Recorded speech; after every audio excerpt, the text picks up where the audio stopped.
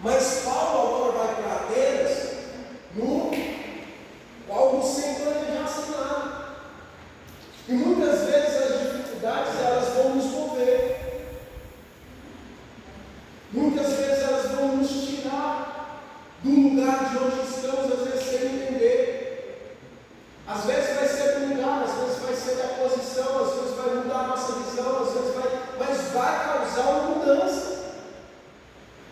Algo inesperado, algo que não estava no planejamento, vai fazer com que algo aconteça, e mesmo que a princípio nós não conseguimos entender, porque Paulo estava ali agora em Atenas, e nós vamos ler aqui agora, nós vamos ver isso, aguardando os seus dois companheiros. Só que Paulo começa a caminhar em Atenas. Ele começa a andar na rua, né? Como bom turista, ele começa a passear, começa a olhar, começa a observar Atenas. E aí diz a palavra: enquanto Paulo esperava por seus companheiros em Atenas, ficou profundamente indignado ao perceber que a cidade tinha ídolos por toda a parte. Paulo estava ali apenas se escondendo, aguardando seus dois companheiros. Mas quando ele começa a andar, ele vê ídolos e ídolos e ídolos e ídolos e ídolos, todo lugar que ele passa, ídolo, ídolo, ídolo, ídolo. Livros históricos relatam que nessa época aqui de Paulo, que ele passa em Atenas, devia ter mais de 30.000 ídolos naquele lugar. Vocês imaginam? Eu me esqueci o nome do pensador, do historiador, que disse que em Atenas o difícil era achar um homem, porque só se via ídolo. Outro disse que saiu à noite a procurar para ver se achava uma pessoa, porque lá só tinha deuses. Diziam que tinham mais deuses do que pessoas.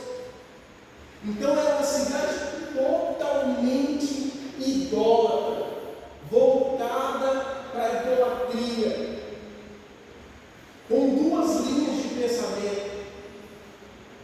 Uma linha de pensamento do povo de Atenas era que não existia vida futura, não existia um pós-morte.